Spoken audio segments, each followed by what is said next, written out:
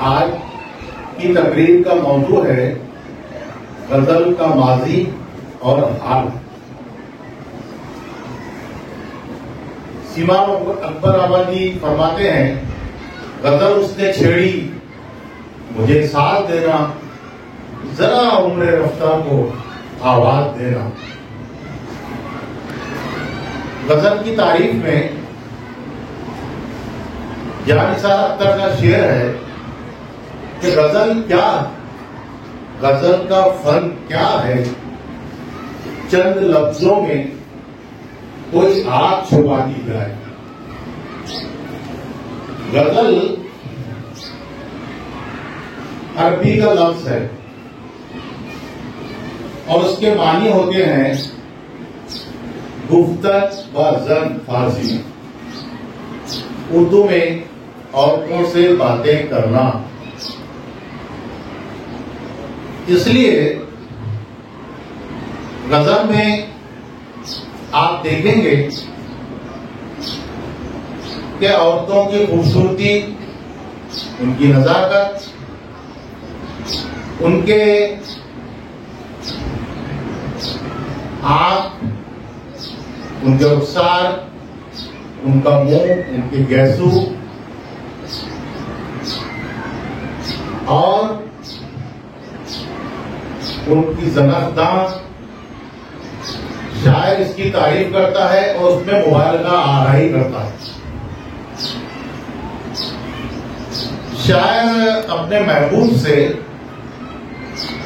मिलना चाहता है लेकिन महबूब मिलता नहीं, शायर को उसका गम होता है। शायर जब महबूब नहीं मिलता है तो न सिर्फ गमगीन होता है बल्कि रोता भी है।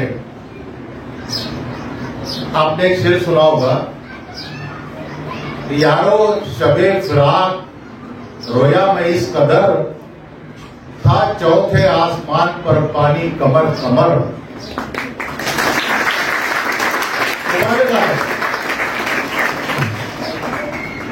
शायर कहता है कि चश्म बादाम, दहन पिस्ता, ज़नख़दा सेब, कितने फल एक ही कदे जाना में लगे। वो आंख को बादाम कहता है, वो रुखसार को गुलाब कहता है, वो गैसुओं को काली घटा कहता है, वो दहन को यानी मुंह को पिस्ता कहता है, वो ज़नख़दा को सेब कहता है। ज़नख़दा की मानी मालूम है? ज़नख़दा किसको बोलते हैं? इधर से किसी को ज़नख़दा बोलते हैं ठुड़ी को। ठुड़ी होती है ना, ठुड़ी।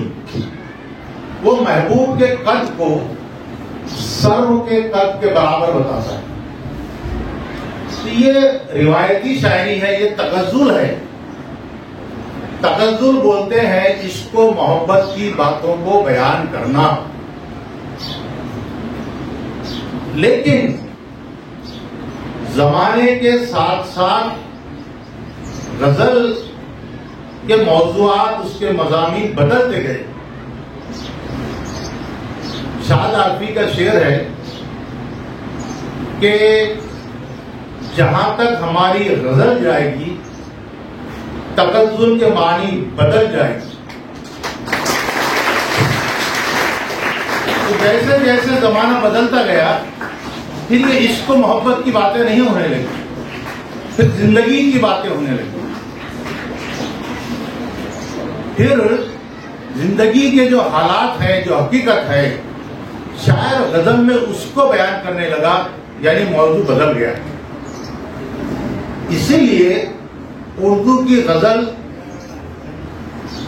हिंदी वाले भी गजल कहने लगे, गुजराती भी गजल कहने लगे और मराठी में भी गजलें कही जाने लगी, क्योंकि ये बहुत मकबूल और पसंदीदा सिन्फ है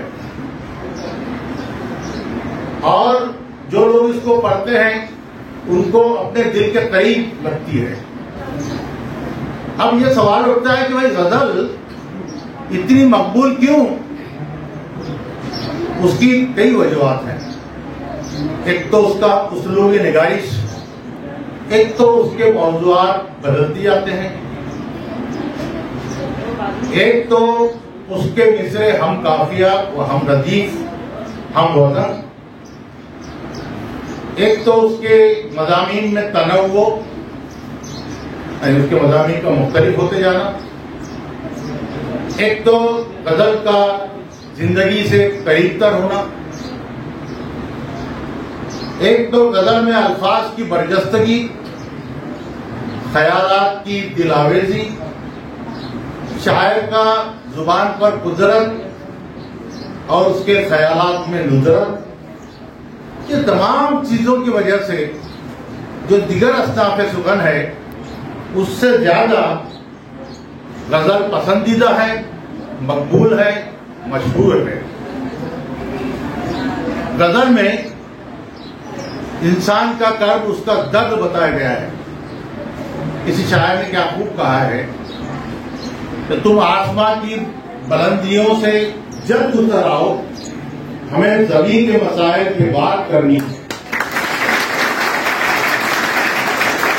ये गजल है। तो गजल अपना रंग, अपना आहंग, अपना मौजू, अपना उसलूब बदलते जा रही है और अमीर खुसरो से लेके आज के शोरा तक गजल ने जो लंबा सफर तय किया है उसमें गजल अब इसको मोहब्बत की बातें नहीं करती बल्कि जिंदगी की बात करती है, हालात हाजिरा की बात करती है। जैसे कि किसी शायर ने कहा कि मुझे थकने नहीं देते, मुझे थकने नहीं देते कि मुसीबत के पहाड़, मेरे बच्चे मुझे बूढ़ा नहीं होने देते। किस्म की शायरी गजल में होने लगी और तगज़्ज़ुल के मानी जो है वो दिन ब दिन बदलते जा रहे हैं और आज भी बदल रहे हैं। अब उसकी तफसील मैं डाइस पर आके आपको बताऊंगा। सुनना चाहते हो ना आप?